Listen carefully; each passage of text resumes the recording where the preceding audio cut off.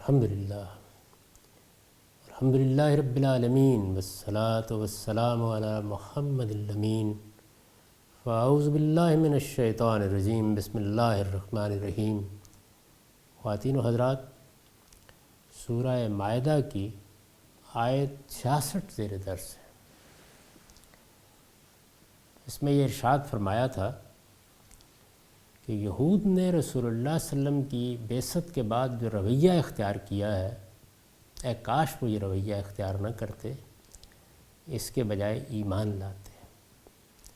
آدمی حق کا سچا طالب ہو تو وہ کسی تعصب میں کبھی مبتلا نہیں ہوتا، اسی کی ان کو دعوت دی گئی، اور یہ فرمایا تھا کہ اگر یہ ایمان لاتے، تقوی اختیار کرتے، یعنی اللہ تعالیٰ جس اخلاق و کردار کا حامل بنانا چاہتا ہے اپنے ماننے والوں کو، یہ اس کے حامل بنتے تو ان کو یہ نعمتیں حاصل ہوتی کہ اللہ ان کی برائیاں دور کر دیتے، ان کو جنت عطا فرماتے۔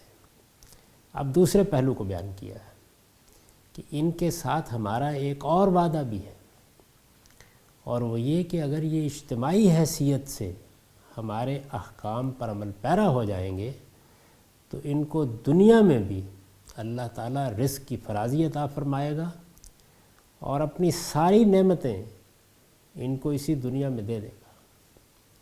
وَلَوْ أَنَّهُمْ أَقَامُوا التَّوْرَاةَ وَالْإِنْجِيلَ وَمَا أُنزِلَ إِلَيْهِمْ مِنْ رَبِّهِمْ، اگر یہ تورات پر اور انجیل پر اس چیز پر قائم ہو جاتے جو ان کے پروردگار کی طرف سے ان پر اتاری گئی ہے، تو کیا ہوتا؟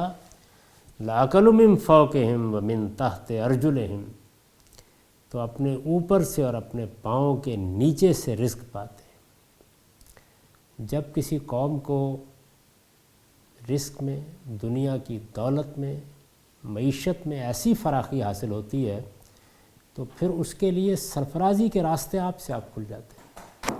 یعنی پہلا مرحلہ یہی ہوتا ہے کہ اللہ تعالیٰ اپنے خزانے اس کے لیے کھول دیتے ہیں، پھر اس کے کچھ نتائج ہیں۔ اگر اس قوم میں زندگی ہو، جان ہو، تو پھر وہ نتائج سامنے آنا شروع ہو جاتے ہیں، جس میں کسی قوم کے لیے علم کا راستہ کھلتا ہے، اقتدار کا راستہ کھلتا ہے، دنیا پر غلبے کا راستہ کھلتا ہے۔ وہ پھر ساری چیزیں اس کے نتیجے کے طور پر سامنے آنی شروع ہو جاتی ہیں۔ تو یہ در حقیقت ایک بڑی جامع تعبیر ہے۔ میں اس سے پہلے بھی کئی بار عرض کر چکا ہوں کہ ایک تو اللہ تعالیٰ کا وعدہ رسول کے مخاطبین کے لیے ہوتا ہے، یعنی جب کوئی پیغمبر مبعوث کیا جاتا ہے تو اللہ تعالیٰ یہ کہتے ہیں کہ اب اگر اس پیغمبر کی طرف سے اتمام حجت کے بعد انکار کرو گے تو زمین سے مٹا دیے جاؤ گے، یا ہمیشہ کی محکومی کے عذاب میں مبتلا کر دیا جاؤ گے۔ دو ہی سزائیں ہوتی ہیں۔ اور جو لوگ ماننے والے ہیں ان کو بشارت دیتے ہیں کہ ان کے لیے دنیا کی سرفرازی ہوگی، ان کے لیے اللہ تعالیٰ رزق فراخی پیدا کریں گے اور ان کو اس سرزمین میں غلبہ عطا فرمائیں گے۔ ایک دوسرا پہلو وہ ہے جس کا تعلق ذریت ابراہیم سے ہے، یعنی سیدنا ابراہیم علیہ السلام کی ذریت کے بارے میں اللہ تعالیٰ نے یہ طے کر رکھا ہوا ہے کہ اگر وہ دنیا میں اللہ کی منتخب قوم کی حیثیت سے، اور ان کے منتخب ہونے میں کوئی شبہ نہیں ہے، یعنی بنی اسرائیل بھی اور بنی اسماعیل بھی اللہ کی منتخب قوم ہونے کی حیثیت سے اپنی ذمہ داریوں کو ادا کریں گے تو اللہ تعالیٰ ان کو بھی وہی سرفرازی عطا فرمائے گا جو وہ پیغمبر کے ماننے والوں کو، رسولوں کے ماننے والوں کو عطا فرماتا ہے۔ یہ اسی وعدے کا ذکر ہے۔ اس میں کچھ چیزیں قابل توجہ ہیں۔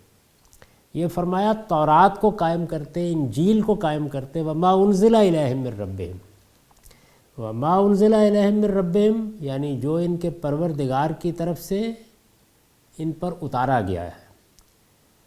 اس پر البیان کا نوٹ ہے، یعنی قرآن مجید، تورات، انجیل اور اس کے بعد قرآن مجید۔ اس سے واضح ہے کہ ان کتابوں میں اس کے سوا کوئی فرق نہیں ہے کہ بعد میں آنے والی کتاب قانون سے متعلق بعض چیزوں میں ترمیم و اضافہ کر دیتی ہے۔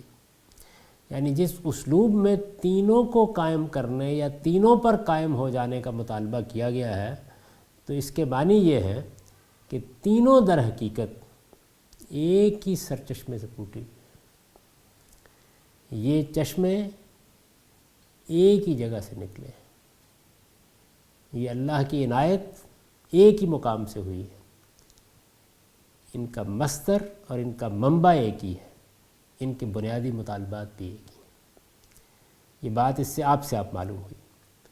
تو قرآن کی دعوت یہ نہیں ہے کہ تورات اور انجیل کو چھوڑو اور قرآن مجید کو مان لو. قرآن کی دعوت یہ ہے کہ تورات بھی اللہ کی کتاب ہے، انجیل بھی اللہ کی کتاب ہے، ان پر بھی قائم ہو جاؤ، اور جب ان پر قائم ہو جاؤ گے تو آپ قرآن مجید پر بھی قائم ہو جاؤ گے. یہ تینوں ایک ہی چیزیں ہیں، ان میں کوئی فرق نہیں ہے. جو کچھ فرق ہے وہ اصل میں چند احکام میں ہوتا ہے. چنانچہ میں نے لکھا ہے اپنی اصل کے لحاظ سے دین ایمان و اخلاق کی دعوت ہے. یعنی اصل میں دین کیا ہے؟ اصل میں دین وہی ہے جس کو یہاں بھی آگے بیان کیا جائے گا اور سورہ بقرہ میں بھی بیان کیا ہے کہ یہودی ہوں، نصرانی ہوں، صابی ہوں یا مسلمان ہوں، ایمان والے ہوں، کوئی بھی ہوں، ان سے اصل مطالبہ کیا ہے؟ اللہ کو مانیں، آخرت کے دن پر یقین رکھیں، اللہ کے حضور میں جواب دہی پر یقین رکھیں اور اچھا عمل کریں. تو یہ ایمان اور اخلاق کی دعوت ہے بنیادی طور پر. تورات و انجیل اور قرآن میں اصلاً یہی دعوت بیان ہوئی ہے. تینوں کتابیں یہی دعوت بیان کرتی ہیں. اس وقت بھی اگر آپ تورات کو اٹھا لیں، آپ انجیل کو اٹھا لیں، اس وقت بھی آپ کا ایمان تازہ ہو جائے گا.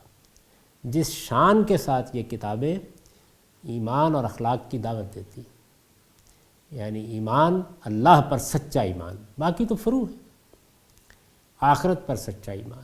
سیدنا مسیح علیہ السلام نے تو اس ایمان کی منادی کر ڈالی ہے. اور اعلیٰ اخلاق، کبھی آپ انجیل متی میں پہاڑی کا آواز پڑھیے، کیا دل نواز چیز ہے، کیا اعلیٰ خطابت ہے، کیا خوبصورت اسلوب ہے، اور کس شان کے ساتھ دین کی اصل حکمت کو نمایاں کیا ہے. ایک ایک چیز واضح کر دی ہے. آپ اس کو نکالیے. ابتدا یہاں سے کی ہے کہ کسی غلط فہمی میں مبتلا نہ ہو جانا. میں تورات کو منسوخ کرنے نہیں آیا، میں اس کو پورا کرنے کے لیے آیا ہوں. یعنی جو ربط ہے پیچھے تورات کے ساتھ پہلے وہ واضح کیا ہے. اس کے بعد بتایا ہے کہ تم ایمان کی حکمت کھو چکے ہو، اس کی اصل سے محروم ہو گئے ہو، آؤ اس کو اختیار کرو. پھر ان کے احبار و رہبان نے جو دین کا حلیہ بگاڑ دیا تھا اس کی پوری تصویر کھینچ دی ہے اور اصل حقیقت کو نہایت خوبصورت اسلوب میں واضح کیا. یعنی ایک ایک چیز کو لے کر یہ بتایا ہے کہ اصل میں تمہیں کیا کرنا تھا. ایمان و اخلاق کی حقیقت اس خوبصورتی کے ساتھ واضح کی گئی ہے کہ آپ اس کی داد نہیں دے سکتے. بہت بے مثال کلام ہے. ہر مسلمان کو چاہیے کہ کچھ وقت نکال کے کبھی نہ کبھی اس کا مطالعہ ضرور کرے.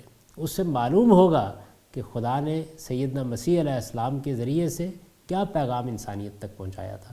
اس کے بعد پھر خاتمے پر یہ کہتے ہیں کہ عمل کام آئے گا. قیامت کے دن اسی کی بنیاد پر جواب دہی ہونی ہوگی. یعنی کفارے کا عقیدہ جو بعد میں پال کی مسیحیت میں ایجاد ہوا، اسی طریقے سے شریعت کے نسخ کا عقیدہ نہایت خوبصورتی کے ساتھ اس کو واضح کر دیا ہے. اور الوہیت مسیح کا تو کوئی تصور ہی نہیں تھا اس وقت، پوری انجیل اس سے خالی. تو اس وجہ سے تورات اور انجیل کی دعوت ایک ہی. تورات کے بارے میں یہ بات میں شاید اس سے پہلے بھی واضح کر چکا ہوں، دہرائے دیتا ہوں کہ اگر آپ بائبل کی پہلی 5 کتابیں اٹھائیں تو ان میں سے 4 کتابوں میں تورات نزولی ترتیب سے ہے. اس کے بعد استثناء میں اس کو مرتب شکل دے دی گئی ہے، بالکل اسی طرح جیسے قرآن مجید ہے. انجیل کے ساتھ یہ معاملہ ہے کہ اس کے ترتیب پانے کا موقع نہیں ملا، اس وجہ سے وہ نزولی ترتیبی سے بعد کے لوگوں نے جمع کی ہے. اور یہ طریقہ اختیار کیا ہے کہ جیسے ہمارے یہاں سیرت لکھی جاتی ہے، اس طرح سیدنا مسیح علیہ السلام کی سیرت لکھی ہے اور بیچ بیچ میں یہ بتا دیا ہے کہ فلاں موقع پر انہوں نے یہ کلام سنایا، فلاں موقع پر یہ کلام سنایا. تو اس طریقے سے گویا انجیل ان اناجیل میں بکھری ہوئی ہے، لیکن تورات ہمارے پاس ترتیب کے ساتھ موجود ہے. یہی معاملہ زبور کا ہے. تو ارشاد ہوا کہ اگر یہ ان کو باندھتے، ہم سے بھی یہی مطالبہ ہے. یعنی ہمارے لیے ضروری ہے کہ ہم تورات پر ایمان لائیں، ضروری ہے کہ ہم انجیل پر ایمان لائیں، قرآن مجید ان کی جن چیزوں میں تبدیلی کر دیتا ہے یا جن قوانین میں تغیر کر دیتا ہے اس میں تو قرآن ہی حتمی حجت ہوگی، لیکن اصل دعوت کے اعتبار سے کوئی فرق ہی نہیں ہے، ایک ہی دعوت ہے جو بیان کی گئی ہے۔ اس کے بعد جو یہ وعدہ ہے جس کا ذکر یہاں ہوا ہے کہ اگر تم ایسا کرتے، تو یہ میں نے عرض کیا کہ بنی اسرائیل کے ساتھ خدا کا خصوصی وعدہ ہے، ذریت ابراہیم، پوری ذریت ابراہیم کے ساتھ یہ وعدہ ہے، یہ بنی اسماعیل کے ساتھ بھی بالکل اسی طرح ہے، لیکن یہود کے ساتھ یہ وعدہ صرف قرآن میں بیان نہیں ہوا، یہ بڑی وضاحت کے ساتھ تورات میں بھی بیان ہوا ہے۔ تورات میں دو ہی چیزیں ہیں، یعنی اللہ کا قانون بیان کیا گیا ہے، اس میں بھی میں یہ بات واضح کر دوں کہ جو کچھ دین کی عمومی ہدایت ہے، ایمانیات کی بنیادیں ہیں، آخرت کا تصور ہے، اسی طریقے سے جو سنن ہے جیسے نماز ہے، روزہ ہے، زکوٰۃ ہے، اس طرح کی چیزیں ہیں، یہ سب کی سب ان کے یہاں رائج تھیں، ان کو بیان کرنے کی کوئی ضرورت نہیں تھی۔ یہ سیدنا ابراہیم علیہ السلام کی اولاد ہے، یہ سیدنا اسحاق کی اولاد ہے، یہ سیدنا یعقوب کی اولاد ہے، ان کو یوسف علیہ السلام مصر میں لے کے گئے تھے، اس لیے یہ سب کچھ ان کے ہاں موجود تھا۔ قرآن بتاتا ہے ہمیں سورہ یونس میں کہ جیسے ہی سیدنا موسیٰ علیہ السلام کی بعثت ہوئی تو نماز کا احیاء کر دیا گیا، گھروں کو قبلہ بنا کر فوری طور پر باجماعت نماز کا اہتمام کرنے کی کوشش کی گئی۔ تو یہ چیزیں ان کے ہاں موجود تھیں سب کی سب، ان کا ذکر کرنے کی کوئی ضرورت نہیں تھی۔ ان کو پہلی مرتبہ اجتماعی زندگی میں داخل ہونے کا موقع ملا، لہٰذا تورات میں زیادہ تر اجتماعی زندگی کے احکام ہیں، انہیں کو بیان کیا، یا پھر ایمان و اخلاق کے عمومی مباحث ہیں۔ دوسری چیز کیا ہے؟ دوسری چیز یہی وعدہ ہے، یعنی یہ بتایا گیا کہ تمہارا انتخاب کیا گیا ہے، یہ بتایا گیا اس منصب کے لیے کیا گیا ہے، اس کے تقاضے یہ ہیں، اور اس کے لیے اللہ کی سنت یہ ہے، اس کا قانون یہ ہے۔ تو یہ میں نے لکھا ہے کہ بنی اسرائیل سے اللہ کا وعدہ ہے کہ وہ اگر حق پر قائم ہوں تو اللہ تعالیٰ اسی دنیا میں اپنی برکتوں کے دروازے ان کے لیے کھول دے گا۔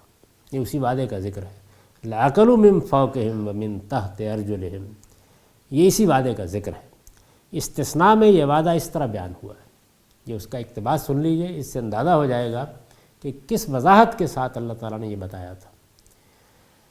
ارشاد ہے، اور اگر تو خداوند اپنے خدا کی بات کو جانفشانی سے مان کر اس کے ان سب حکموں پر جو آج کے دن میں تجھ کو دیتا ہوں احتیاط سے عمل کرے، تو خداوند تیرا خدا دنیا کی سب قوموں سے زیادہ تجھ کو سرفراز کرے گا۔ صحابہ کرام کو بھی یہی کہا گیا تھا کہ تمہیں اس سرزمین میں استخلاف حاصل ہوگا، اللہ تعالیٰ تمہیں تمکن عطا فرمائیں گے، اور یہ کہا تھا کہ یہ وعدہ ہے، وعد اللہ الذین آمنوا منکم، یہ وعدہ کیا گیا تھا، یہی وعدہ ان کے ساتھ تھا۔ آج کے دن میں تجھ کو دیتا ہوں، اگر تو اپنے خداوند کی بات کو جانفشانی سے مان کر ان سب حکموں پر احتیاط سے عمل کرے، تو خداوند تیرا خدا دنیا کی سب قوموں سے زیادہ تجھ کو سرفراز کرے گا، اور اگر تو خداوند اپنے خدا کی بات سنے تو یہ سب برکتیں تجھ پر نازل ہوں گی اور تجھ کو ملیں گی، شہر میں بھی تو مبارک ہوگا اور کھیت میں بھی مبارک ہوگا۔ وہاں یہ اسلوب ہے، اور یہاں یہ ہے کہ لَأَكَلُوا مِن فَوْقِهِمْ وَمِن تَحْتِ أَرْجُلِهِمْ، خداوند تیرے دشمنوں کو جو تجھ پر حملہ کریں تیرے روبرو شکست دلائے گا، وہ تیرے مقابلے کو تو ایک ہی راستے سے آئیں گے، پر 7 راستوں سے ہو کر تیرے آگے سے بھاگیں گے، اور دنیا کی سب قومیں یہ دیکھ کر کہ تو خداوند کے نام سے کہلاتا ہے، یعنی خداوند کی منتخب قوم، خدا نے جن کو ایک عظیم منصب کے لیے چن لیا ہے، تو خداوند کے نام سے کہلاتا ہے، تجھ سے ڈر جائیں گی، اور خداوند تجھ کو دم نہیں بلکہ سر ٹھہرائے گا، اور تو پست نہیں بلکہ سرفرازی رہے گا۔ لیکن اگر تو ایسا نہ کرے کہ خداوند اپنے خدا کی بات سن کر اس کے سب احکام اور آئین پر جو آج کے دن میں تجھ کو دیتا ہوں احتیاط سے عمل کرے، یعنی سمعنا و اطعنا اسی کی تعبیر ہے، تو یہ سب لعنتیں تجھ پر نازل ہوں گی اور تجھ کو لگیں گی، شہر میں بھی تو لعنتی ہوگا اور کھیت میں بھی لعنتی ہوگا۔ خداوند تجھ کو تیرے دشمنوں کے آگے شکست دلائے گا، تو ان کے مقابلے کے لیے تو ایک ہی راستے سے جائے گا، اور ان کے سامنے سے 7 راستوں سے ہو کر بھاگے گا، اور دنیا کی تمام سلطنتوں میں تو مارا مارا پھرے گا۔ یہ ان کو بتا دیا گیا تھا۔ اس اقتباس میں ضروری چیزیں میں نے نقل کی ہیں، اگر اس پورے کو آپ پڑھیں کتاب استثناء میں تو بڑی تفصیل کے ساتھ یہ سب کچھ بیان کیا گیا ہے۔ تو ارشاد فرمایا کہ یہ ہمارا وعدہ ہے، اگر یہ کریں تو یہ ہوگا۔ منہم امۃ مقتصدہ وکثیر منہم ساء ما یعملون، فرمایا کہ ان میں ایک جماعت ایسی بھی ہے جو راستی پر قائم ہے۔ ظاہر ہے اس سے خود معلوم ہو گیا کہ پیچھے جو بات کہی گئی ہے کہ اگر یہ تورات کا اور انجیل کا اہتمام کریں اور ان پر قائم ہو جائیں اور قرآن پر قائم ہو جائیں تو یہ ان کی اجتماعی حیثیت میں اللہ تعالیٰ نے اپنا وعدہ بیان کیا ہے، ورنہ نیکوکار تو ہیں ان کے اندر، لیکن یہ وعدہ تب پورا ہوگا جب وہ قومی حیثیت سے یہ فیصلہ کریں گے، ورنہ جو لوگ راستی پر قائم ہیں ان کے ساتھ آخرت کا وعدہ ہے۔ سورہ 3 میں بھی یہاں دینونت کے واقعات کو بیان کر کے ان کی پوری تاریخ کی طرف بھی اشارہ کیا ہے، وہاں یہی کہا ہے کہ یہ اسفل سافلین میں گر گئے، یہ تو پستی کی انتہا پر پہنچ گئے، لیکن الا الذین آمنوا وعملوا الصالحات فلہم اجر غیر ممنون، ان کے اندر انفرادی حیثیت سے ایسے لوگ ہو سکتے ہیں جو ایمان پر قائم ہوں، اچھا عمل کریں، ان کا اجر اللہ کے ہاں محفوظ ہے اور وہ غیر منقطع اجر، ہمیشہ کا اجر ان کو مل جائے گا قیامت میں۔ منہم امۃ مقتصدہ، ان میں ایک جماعت ایسی بھی ہے جو راستی پر قائم ہے، لیکن زیادہ وہی ہیں جن کے اعمال بہت برے ہیں، وکثیر منہم ساء ما یعملون۔ یہ وہ چیز ہوتی ہے کہ جب قوم کی اکثریت غلط رویہ اختیار کر لیتی ہے، اس کی اجتماعی زندگی فساد میں مبتلا ہو جاتی ہے، تو پھر اللہ تعالیٰ کا قانون حرکت میں آ جاتا ہے۔ ان کے معاملے میں بھی یہی ہے کہ اس وقت بھی دنیا میں ایسے یہودی آپ کو ملیں گے، ایسے مسیحی ملیں گے جو بڑی سچائی کے ساتھ جو کچھ حق ان کے پاس ہے اس پر عمل پیرا ہوں گے، مسلمانوں کے ہم یہی چیز ہے، لیکن جب بحیثیت مجموعی خدا کی نافرمانی پر کوئی قوم آ جاتی ہے تو پھر قوموں کے بارے میں جو قانون ہے وہ بھی روبہ عمل ہوتا ہے۔ بنی اسماعیل اور بنی اسرائیل کے بارے میں یہ خصوصی قانون ہے جس کی طرف میں اشارہ کر رہا ہوں، اس کے بھی نتائج نکل آتے ہیں، اور یہی معاملہ اس وقت بھی ہوتا ہے جب اللہ کے رسول کی بعثت ہوتی ہے، اس میں بھی اسی طریقے سے لوگوں کے ساتھ فیصلہ کن معاملہ کر دیا جاتا ہے۔ تو زیادہ وہی ہیں جن کے اعمال برے ہیں۔ اصل چیز یہ ہے جس کی بنیاد پر ان کو وہ چیز حاصل نہیں ہو رہی جس کا ذکر آیت میں ہوا ہے کہ لَأَكَلُوا مِن فَوْقِهِمْ وَمِن تَحْتِ أَرْجُلِهِمْ، اور اسی کی ان کو یہاں اللہ تعالیٰ نے دعوت دی ہے۔ یا ایھا الرسول بلغ ما انزل الیک من ربک وَإِن لَّمْ تَفْعَلْ فَمَا بَلَّغْتَ رِسَالَتَهُ۔ اب اس میں ایک طرح کا گریز ہے، وہ ان کی پرواہ نہ کرو، بات پہنچا دی، بتا دیا ان کو کہ دنیا اور آخرت میں ان کے لیے اللہ کی یہ نعمتیں منتظر ہیں، اب یہ ان کو فیصلہ کرنا ہے، اس لیے ان کو ان کے حال پر چھوڑیے اور آپ کیا کیجئے، اے پیغمبر، اے رسول، بلغ ما انزل الیک من ربک، جو کچھ تمہارے پروردگار کی طرف سے تم پر نازل کیا گیا ہے وہ پہنچا دو، یعنی انہیں پہنچا دو۔ وَإِن لَّمْ تَفْعَلْ، اور اگر تم نے ایسا نہ کیا، فَمَا بَلَّغْتَ رِسَالَتَهُ، تو اس کا پیغام نہیں پہنچایا، یعنی رسالت کا فرض ہی ادا نہیں کیا۔ وَاللَّهُ يَعْصِمُكَ مِنَ النَّاسِ، اللہ ان لوگوں سے تمہاری حفاظت کرے گا۔ الناس پر الفلام عہد کا ہے، جن لوگوں کا پیچھے ذکر ہے انہی کے بارے میں فرمایا، اللہ ان لوگوں سے تمہاری حفاظت کرے گا۔ ان اللہ لا یہدی القوم الکافرین، اللہ ان منکروں کو ہرگز کامیابی کا راستہ نہ دکھائے گا۔ یہاں ہدا یہدی کامیابی کا راستہ دکھانے، بامراد کرنے کے معنی میں ہے، اس معنی میں بھی یہ لفظ قرآن مجید میں آتا ہے۔ اس میں ظاہر ہے کچھ ربط کے جملے محذوف ہیں، گویا تم مطمئن رہو، اپنا فرض ادا کرو، یہ پیغام پہنچاؤ، اللہ حفاظت کرے گا، ان منکروں کو کامیابی نہیں دے گا، یعنی تمہارے مقابلے میں کامیابی نہیں دے گا۔ تو یہ جتنی چیزیں ہیں ان کو میں نے کھول دیا ہے تاکہ ہمارے لحاظ سے کلام واضح ہو جائے۔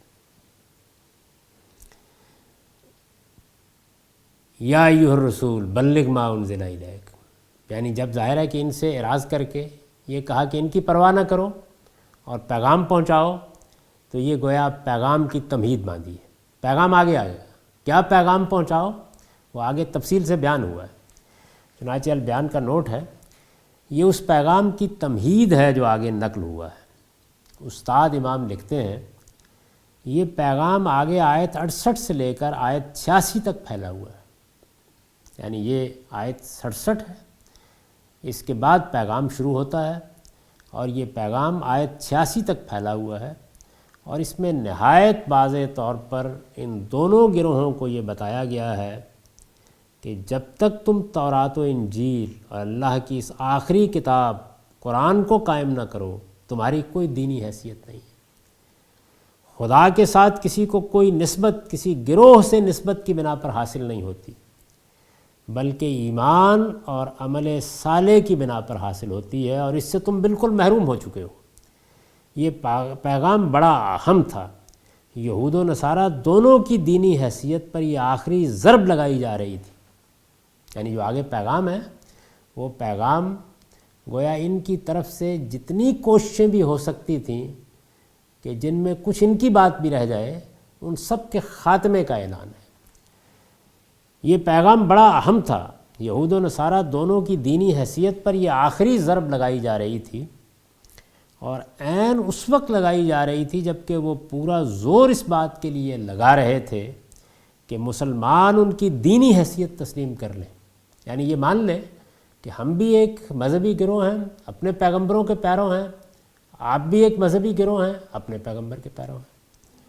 اس وجہ سے حضرت صلی اللہ علیہ وسلم کو خاص طور پر رسول کے لفظ سے خطاب کر کے یہ پیغام آپ کے حوالے کیا گیا، جس میں اس بات کی طرف اشارہ ہے کہ رسول خدا کا پیغمبر ہوتا ہے، یعنی یا ایھا النبی نہیں کہا، یا ایھا الرسول کہا ہے۔ اس وجہ سے یہ اس کا فرض منصبی ہے کہ خدا کی طرف سے جو کچھ اس پر اتارا جائے وہ بے کم و کاست اس کے مخاطبوں تک پہنچا دے، قطع نظر اس سے کہ اس پیغام سے ان کے اندر کیا ہلچل برپا ہوتی ہے اور وہ پیغام اور پیغامبر کے ساتھ کیا معاملہ کرتے ہیں۔ یہ پیغام، یہ نہایت اہم پیغام جو آگے نقل ہوا ہے، اس کو پہنچانے کے لیے تمہید اٹھائی ہے۔ اس کے بعد ارشاد ہوا ہے کہ اگر تم نے ایسا نہ کیا تو اس کا پیغام نہیں پہنچایا، یعنی پیغام پہنچانے کی ہدایت کے بعد بہت زور کے ساتھ فرمایا وَإِن لَّمْ تَفْعَلْ فَمَا بَلَّغْتَ رِسَالَتَهُ، گویا فرض رسالت ہی ادا نہیں کیا۔ میں نے لکھا ہے یہ اس بات کی تاکید مزید ہے جو پچھلے جملے میں بیان ہوئی ہے۔ مدعا یہ ہے کہ اللہ نے اپنا پیغام پہنچانے کے لیے تمہیں رسول مقرر کیا ہے، اس لیے ان کے کسی رد عمل کے اندیشے سے اس میں کوتاہی ہوئی تو یہ عین اس فرض کے ادا کرنے میں کوتاہی ہوگی جس کے لیے یہ منصب تمہیں دیا گیا ہے۔ اس سے اندازہ کر لیجئے کہ رسالت کا منصب کتنا مشکل منصب ہے۔ اس میں خطاب بظاہر رسول اللہ صلی اللہ علیہ وسلم سے ہے، مگر روئے سخن اگر غور کیجئے تو انہی یہود و نصارہ کی طرف ہے جن کے لیے یہ پیغام آپ کے سپرد کیا جا رہا ہے۔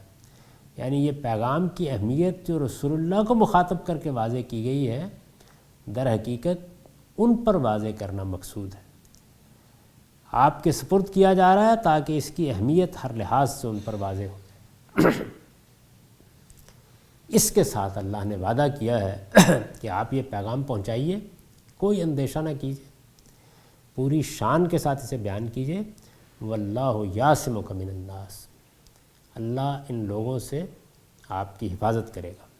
معاف کیجیے۔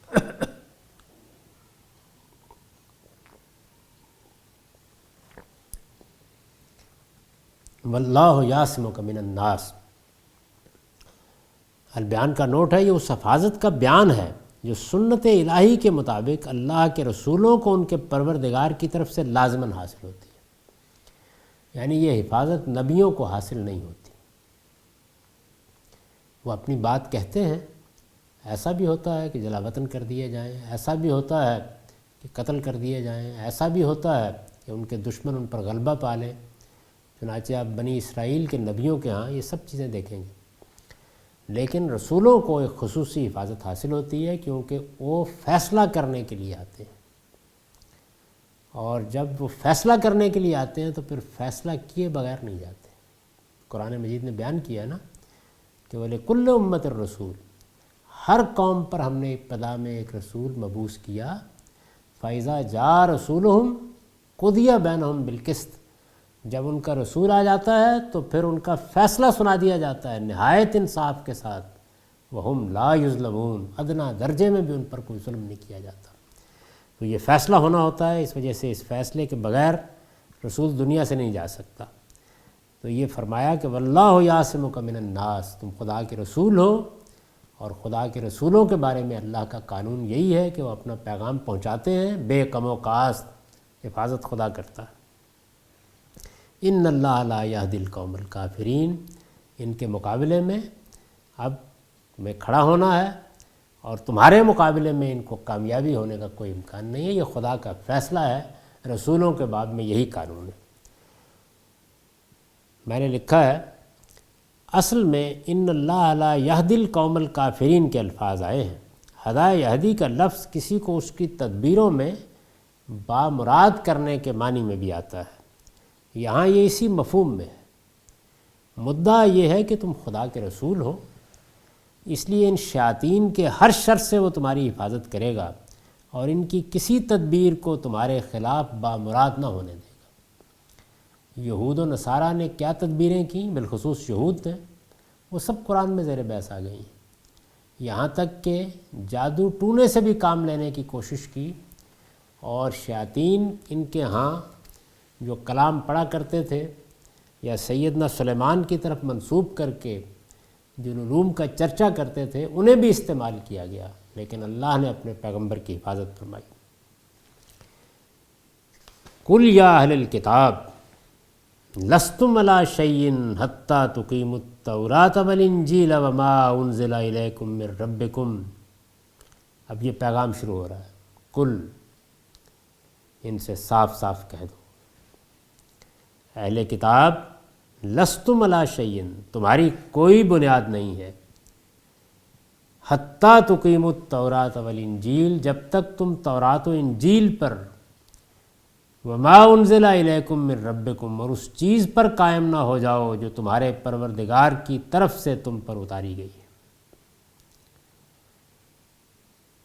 پیچھے بھی بیان ہو چکا، یہاں بھی واضح رہنا چاہیے کہ اس سے قرآن مجید مراد ہے. میں نے لکھا ہے مدعا یہ ہے کہ اس وقت تک تمہاری کوئی بنیاد نہیں ہے جب تک تم تورات و انجیل کے ساتھ خدا کی اس کتاب کو بھی اپنا دستور حیات نہیں بناتے. یہ مطلب ہوتا ہے اقامت کا، اختیار کر لینا، زندگی کا دستور بنا لینا. اس کتاب کو بھی اپنا دستور حیات نہیں بناتے جو خدا نے اپنے پیغمبر کی وساطت سے تم پر نازل کر دی ہے. استاذ امام لکھتے ہیں کیونکہ تم پر نازل کر دیا کہ الفاظ آئے ہیں تو ان کی وضاحت کی ضرورت ہے.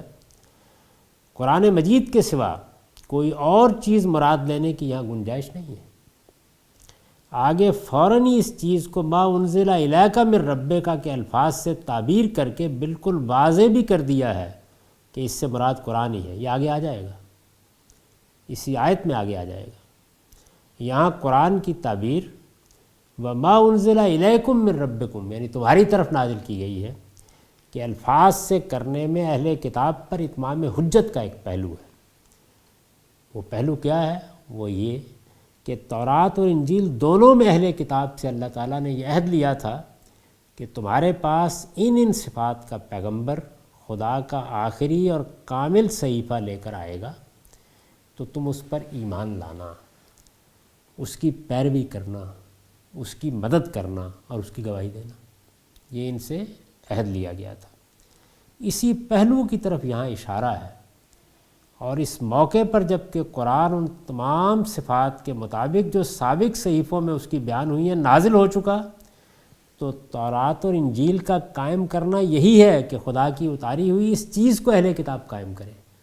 یعنی گویا یہاں جو تورات اور انجیل کو قائم کرنے یا ان پر قائم ہو جانے کا حکم دیا گیا ہے، تو اس میں بھی یہ دعوت ہے، یہ دعوت چھپی ہوئی ہے کہ جب ان میں جو پیشین گوئیاں ہیں ان کے مطابق قرآن پر عمل کرو گے اور قرآن پر ایمان لاؤ گے تو گویا ان پر بھی قائم ہو جاؤ گے. اس کا قائم ہونا ہی تورات اور انجیل سب کا قائم ہونا. یعنی اب جب قرآن مجید پر عمل پیرا ہو گئے تو گویا ساری ہدایت آ گئی.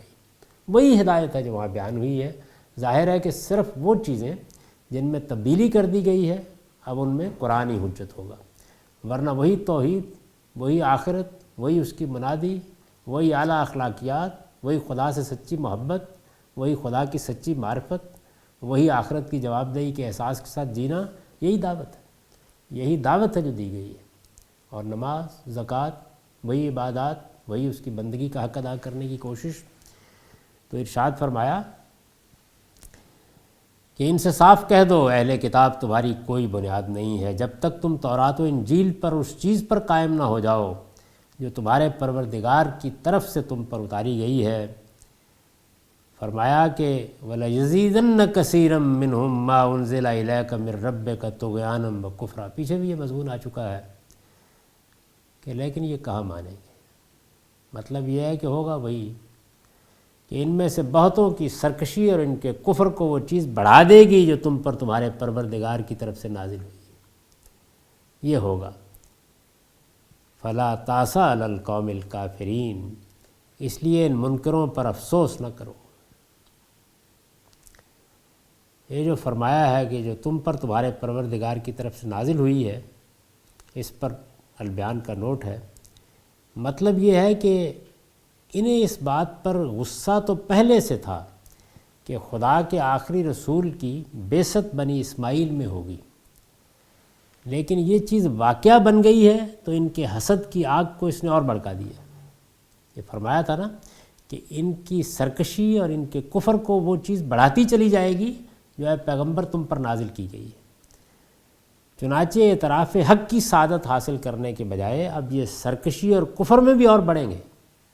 ہونا تو یہ چاہیے تھا کہ یہ خدا کی کتاب کے سامنے جھک جاتے، ان کے دل نرم ہو جاتے، ان کی آنکھوں سے آنسو بہہ نکلتے، یہ اس کا استقبال کرتے، یہ آگے بڑھ کر اس کی گواہی دیتے، یہ اس پر اول پیرا ہو جاتے۔ لیکن ان کی سرکشی بڑھے گی کیونکہ حسد کی آگ بھڑک اٹھی ہے۔ چنانچہ اعتراف حق کی سعادت حاصل کرنے کے بجائے اب یہ سرکشی اور کفر میں بھی اور بڑھیں گے۔ درا حال ہے کہ یہ اگر قرآن پر قائم ہو جاتے تو صرف قرآن پر قائم نہ ہوتے، اس کے ساتھ تورات و انجیل پر بھی قائم ہو جاتے، اس لیے کہ وہ ان کی پیشین گوئیوں کا مصداق بن کر اسی ہدایت کی طرف بلا رہا ہے جو ان کتابوں میں بیان ہوئی ہے۔ یعنی ہدایت بھی وہی، اور پھر یہ اگر اس کو قبول کرتے تو اپنی کتابوں کی پیشین گوئیوں کو قبول کرتے۔ تو فرمایا کہ اب ان پر افسوس نہ کرو۔ ان الذین آمنوا والذین ہادوا والسابئون والنصارى من آمن باللہ والیوم الآخر وعمل صالحا فلا خوف علیہم ولا هم یحزنون۔ لہٰذا یہ بات سن لو، اچھی طرح سمجھ لو کہ نجات پر کسی کا اجارہ نہیں ہے۔ یہ ہے نا وہ بدقسمتی، یعنی سارا مسئلہ کیا ہے؟ سارا مسئلہ یہ ہے کہ یہ کتاب بنی اسماعیل کی طرف کیوں آ گئی، پیغمبر ان میں کیوں مبعوث ہو گئے۔